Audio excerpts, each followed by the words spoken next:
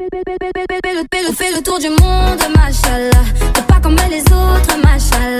Tu penses à moi, c'est très bien. Monsieur, bonjour. Bienvenue dans les sujets frais by Raïssa Yuta. Aujourd'hui, on est samedi 8 avril 2023, à la veille de la fête pascale, une fête qui commémore la résurrection du Christ, le Fils unique de Dieu. Il a été enseveli parce qu'il a été trahi, parce qu'il est venu pour sauver l'humanité, nous sortir du péché et nous donner une vie de prière.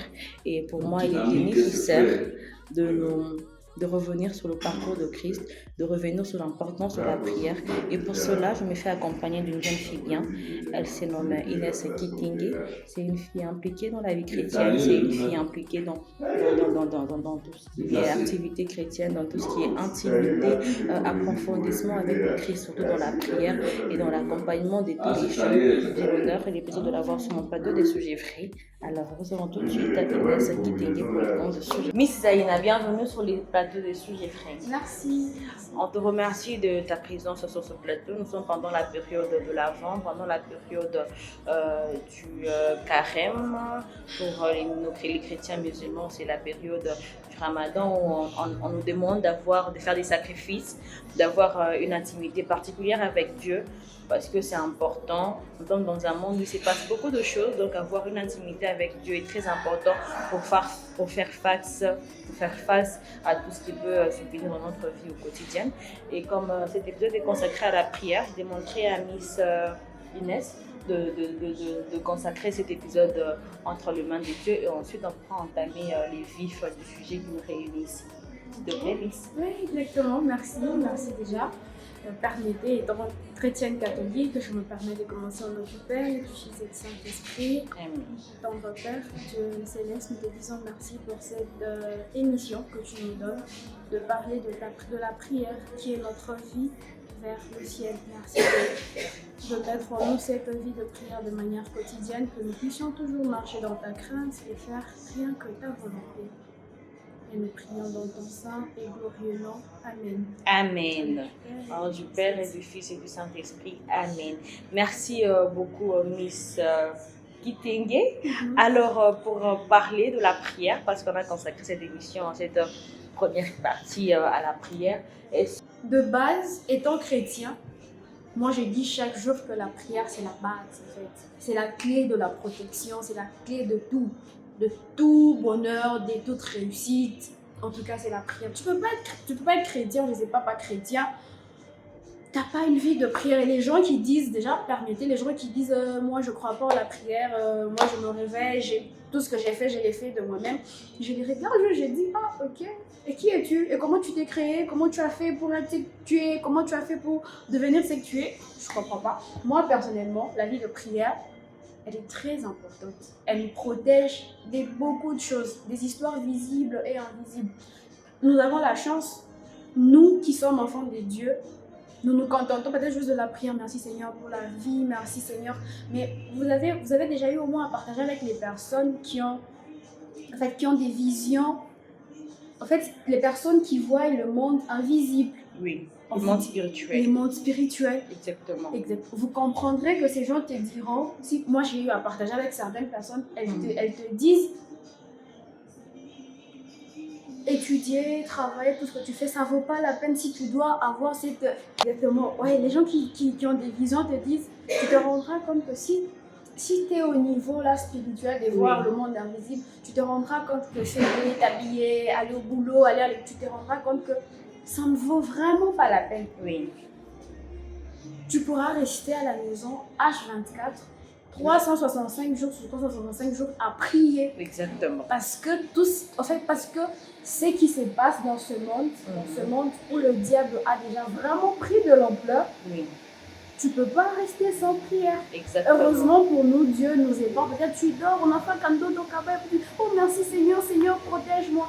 Et Dieu nous on se contente juste de ça. Et moi personnellement, je demande à Dieu de ne pas me donner C'est Exactement. cette vie-là de voir le monde spirituel, le monde noir. Pourquoi? Parce qu'on a trop peur. Exactement, et quand Est-ce que tu sais que la peur, c'est l'œuvre du diable? Ça, tu sais, non? Donc, tu ne demandes pas ça à Dieu, tu demandes à Dieu de te donner la force d'affronter ce monde spirituel et pas le contraire. Ouais, c'est Merci très vrai, beaucoup. c'est très vrai. Donc, la vie de prière, elle est très importante. Ouais. Pour moi, à ma manière, je pense que la prière, c'est le seul moment d'intimité où tu te retrouves toi face à Dieu et tu lui dis tes difficultés, tu lui donnes tes bénédictions parce que à Dieu, on n'amène pas que des problèmes, on amène aussi des remerciements, de louanges, des gratitudes.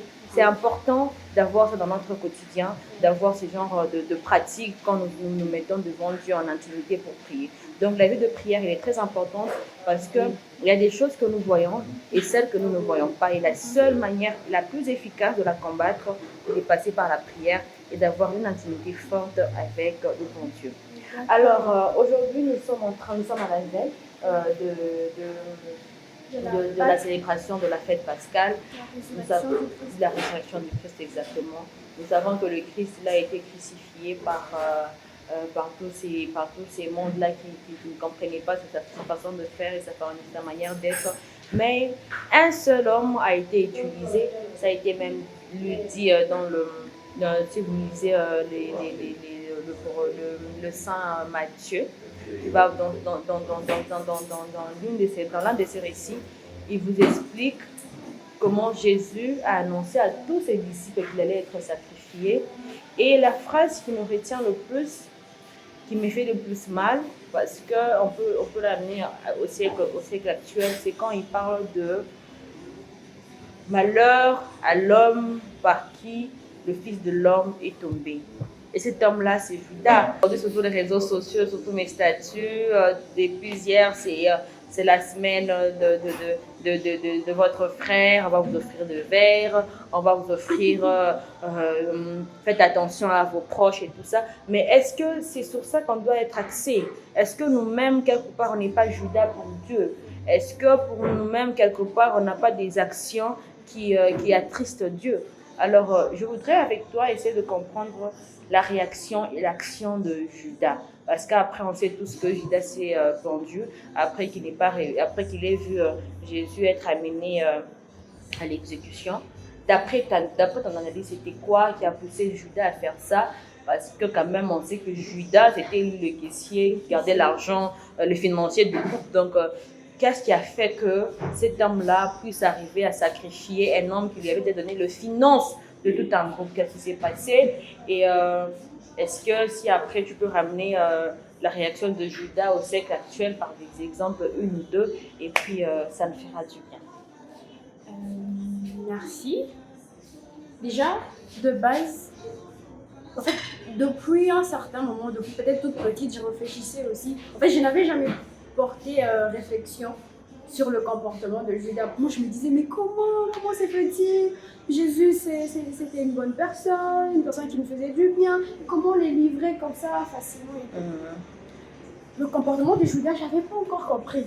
Plus le temps, peut-être plus avec la vie de prière que je mène, des enseignements et tout, des encadrements spirituels, j'ai compris que, en fait, Judas n'était pas bête. Il n'était pas bête de cette... En fait, tout ce qu'il avait fait était très bien réfléchi. Très bien calculé. Il avait déjà très bien calculé. Ok. Pour lui, d'accord, je livre Jésus. Oui. Jésus, c'est le Fils de Dieu. Il fait des miracles. Il va se sauver. Exactement. Il va se sauver. On va lui donner l'argent, exactement. Et le moment d'exécution, peut-être Jésus va disparaître. Jésus sera élevé au ciel. Exactement. Et du coup, il sera là à les regarder. Vous voyez, c'est le Fils de Dieu. Et puis, son argent, lui, il aura déjà eu son argent et tout. À sa grande surprise, malheureusement pour lui, le Fils de Dieu, c'est pas pour rien qu'on dit qu'il s'est fait chair, il s'est fait homme. Oui. Il a accepté de prendre notre condition humaine. Oui. Donc, les douleurs, il a eu droit à ça. Les maltraitances, il a eu les trahisons. C'est qu'on vit actuellement. Et le Fils de Dieu, qui est notre modèle. Parce que, ramenons la trahison de Judas au siècle actuel, par des exemples très terre à terre, est-ce que tu peux nous dire en quoi, en faisant X ou Y action, on ressemble exactement à la manière d'agir envers Christ aujourd'hui. Les exemples sont tellement nombreux. Mhm. Regarde, le simple fait, tu sais bien que quand tu blesses quelqu'un, tu sais, en fait, avant de poser une action, tu sais très de base. Il y a des actions qu'on pose de manière inconsciente et Oui. de manière. En fait, Judas, c'était de manière consciente. Oui. Tu sais que ce que tu fais, c'est mal, mais Oui. quand même, tu le fais. C'est Oui. pareil, t'es Judas. Mhm. Tu blesses de manière. Tu sais que voler, c'est pas bien. Tu Mhm. les fais. Tu sais que maman te dit, voilà, il faut pas rentrer tard à la maison. Mhm. Toi, tu rentres quand même. Parce que les filles comme maman, peut-être qu'elle se plaigne, qu'elle soit agitée, qu'elle fasse peut-être des crises et tout.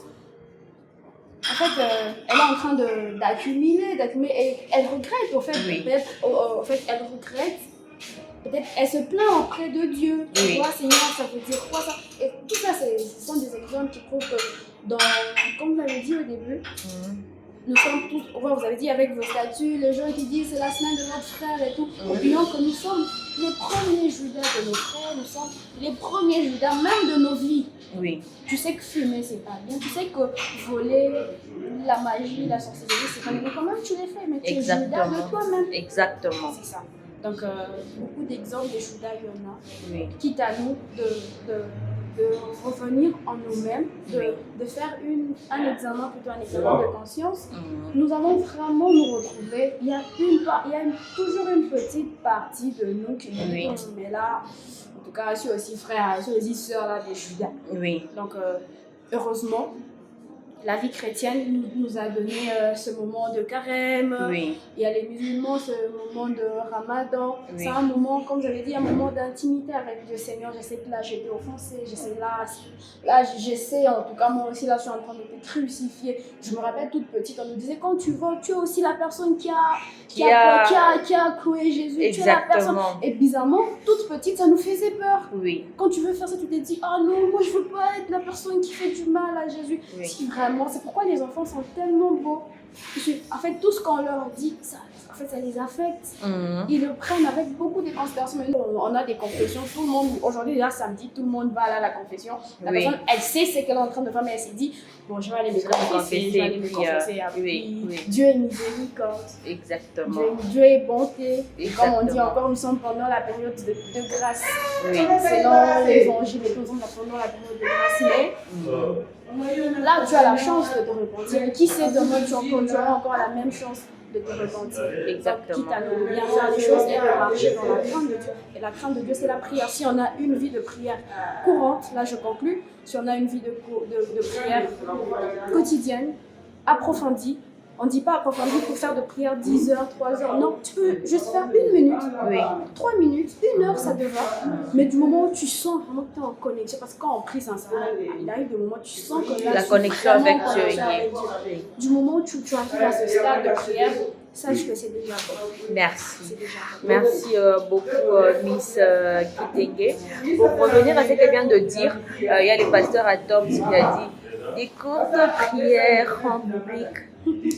Les résultats sont magnifiques. Donc l'intimité avec Dieu, c'est aussi la sincérité du cœur.